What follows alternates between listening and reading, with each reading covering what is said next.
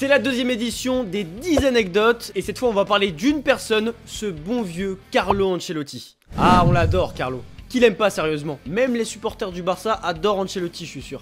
Vous me le direz en commentaire de toute façon. C'est un entraîneur qui a gagné partout où il est passé, mais c'est aussi un sacré personnage. Allez, on se lance dans le grand bain, c'est parti. La première anecdote, c'est Alexandre Pato qui la raconte dans une interview et c'est plutôt surprenant.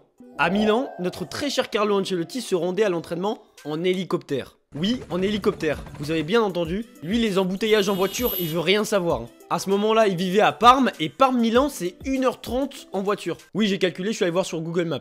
Et d'après mes recherches, pour faire ce trajet en hélicoptère, c'est 45 minutes. Donc c'est 45 minutes de gagner. Et en plus de ça, c'est sa femme qui pilotait l'hélicoptère. Tranquille le Carlo, on le dérange pas. Voilà, il fait les trajets en hélicoptère et c'est sa femme qui pilote. Il sortait comme James Bond. Si quelqu'un vivait avec style, c'était Carlo, avait déclaré Alexandre Pato. Ce qui me fait rire, c'est qu'à l'époque, les joueurs ils devaient venir avec leur meilleur Lambo, leur meilleur Porsche. Et là, t'as le coach qui se pointe en hélico, tranquille. C'est assez exceptionnel quand même.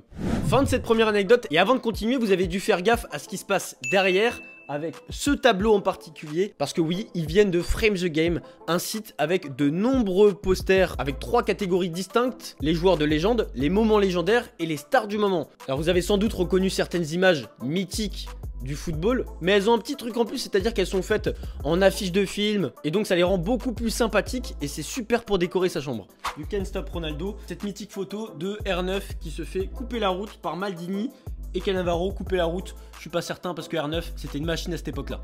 Voilà, dans la simplicité mais plutôt efficace, Ronaldo quand il était à Manchester United. En tout cas, si vous êtes intéressé par ces tableaux, parce qu'il y en a plein, vous allez dans le lien en description et vous faites vos petites emplettes comme vous voulez. Allez, on est reparti dans la vidéo et il nous reste 9 anecdotes, toutes croustillantes les unes que les autres. Carlo, c'est un mec tellement cool qu'on peut l'apercevoir cigare à la bouche à côté de ses joueurs.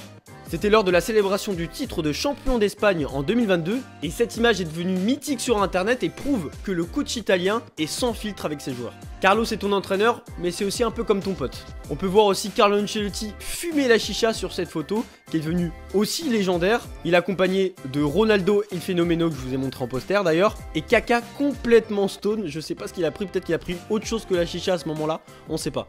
Allez, c'est parti pour la troisième anecdote. Et cette fois-ci, c'est Thiago Motta qui la raconte, et je vais le laisser raconter à ma place, parce qu'il le raconte très très bien quand même. Quand je jouais au PSG, un jour, on est allé après l'entraînement dans un restaurant chic avec 11 coéquipiers près de l'Arc de Triomphe. Et à un moment donné, il y a Lavezzi qui dit « Je vais appeler le coach Ancelotti pour qu'il nous rejoigne ». On a alors paniqué, et on lui a dit « Mais non Pocho, il ne faut pas appeler le coach, t'es fou, tu vas le mettre en difficulté ». Mais Lavezzi a quand même appelé Ancelotti, et la première chose qu'il dit à Carlo, c'est « T'es où ?» Puis il essaye de le convaincre de venir. Quand il raccroche, on se dit qu'il ne va pas passer, mais au bout de 15 minutes, il est là. Il commence alors à prendre un verre avec nous et il nous raconte des histoires magnifiques de l'AC Milan. Et au bout d'un moment, il se lève et dit « C'est le moment, je dois rentrer. Faites ce que vous voulez ici, mais dimanche, je compte sur vous pour faire un grand match. » Et puis il part. On se regarde et on se dit alors comment faire pour ne pas avoir envie de jouer pour lui. On doit gagner combien dimanche? 5-0 au moins. Le dimanche, on a gagné largement et on a fait un grand match. Voilà, merci Motta de nous avoir raconté cette anecdote. Maintenant, on peut passer à la suivante. Vous l'avez compris, Ancelotti a le sens des relations humaines et il en joue pour faire gagner ses équipes. Mais parfois, ça se passe pas comme prévu. Comme tout coach, il peut vraiment s'énerver. Après une défaite contre Evian en Coupe de France, Ancelotti enrage. Dans le vestiaire, Ancelotti donne un coup de pied dans une bouteille d'eau qui atterrit sur la tête de Zlatan Ibrahimovic. S'il y a bien un mec qui doit pas recevoir un truc sur la tête, c'est bien Zlatan. Mais heureusement, le Suédois n'a pas réagi, montrant beaucoup de respect à son entraîneur qui était encore en train de crier sur tout le monde à ce moment-là. Et bien sûr, Ancelotti n'a pas fait exprès de faire ce geste-là, et il en a rigolé plus tard avec la star suédoise. Ah, parce que c'est la 5e anecdote? Bon bah allez, c'est parti pour la 5e anecdote. Là on est sur du factuel messieurs dames, Carlo Ancelotti est l'entraîneur qui a gagné le plus de Ligue des Champions de l'histoire de la compétition. En 2003 et 2007 avec Milan, en 2014 pour la décima avec le Real Madrid et en 2022 cette fameuse Ligue des Champions où Karim Benzema a été majestueux. Mais si je vous disais qu'il en a gagné 6 en réalité, parce que de 1987 à 1992 il fait partie de la grande équipe de l'AC Milan où il côtoie Frank Rijkaard, Ruud Gullit, ou Marco van Basten. Et il va remporter 2 Ligues des Champions en tant que joueur, parce que c'était un joueur formidable aussi, un bon milieu de terrain. Bon, il aurait pu porter son total à 7 si Liverpool n'avait pas fait l'exploit que l'on connaît en 2005. Après c'est bon, hein, 6 je pense que ça suffit Ancelotti, t'en as eu assez, il y en a dans leur carrière, ils ont jamais eu de Ligue des Champions. Donc s'ils pouvaient en distribuer un tout petit peu, je pense que ce serait pas mal. Vous aimez chewing gum? Et ben on va parler de chewing gum. Qui dit ça sérieux? Ancelotti l'a dit lui-même, il mâche près de 14 chewing-gums par match. Ça fait beaucoup 14 chewing-gums. Et pourtant, il n'aime pas vraiment ça. Et vous allez me poser la question, Val, pourquoi il en mâche autant alors s'il aime pas ça?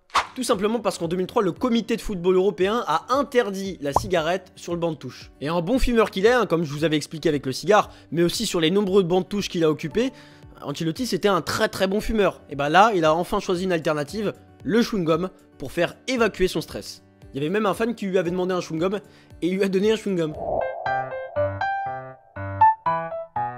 Dans un entretien accordé au Times, Ancelotti a confié qu'un joueur lui avait causé beaucoup d'ennuis à Chelsea, au point même d'envisager le pire. Je n'ai eu aucun problème avec les joueurs à Chelsea, excepté un.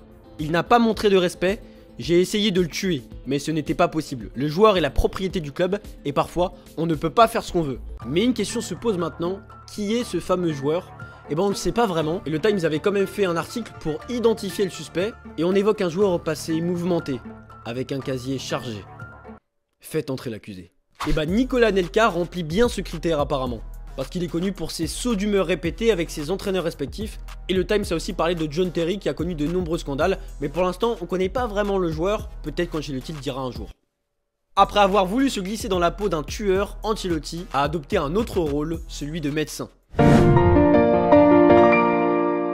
Savais-tu que ce bon vieux Carlo Ancelotti avait fait une apparition dans le film Star Trek? Ce fut le cas en 2016 dans le film Star Trek Beyond, où il a fait une toute petite apparition où il incarnait un médecin examinant un extraterrestre. C'est une longue histoire, le mari de l'actrice Zoé Saldana est italien et nous avons de bonnes relations avec la famille. Ils sont allés tourner le film à Vancouver et ils m'ont invité à venir pour regarder. J'y suis allé, j'ai parlé avec le réalisateur et il a dit « Je vais te mettre dans une petite scène ». Vous avez peut-être quitté la vidéo, j'en sais rien, mais en tout cas, pour ceux qui restent, on continue.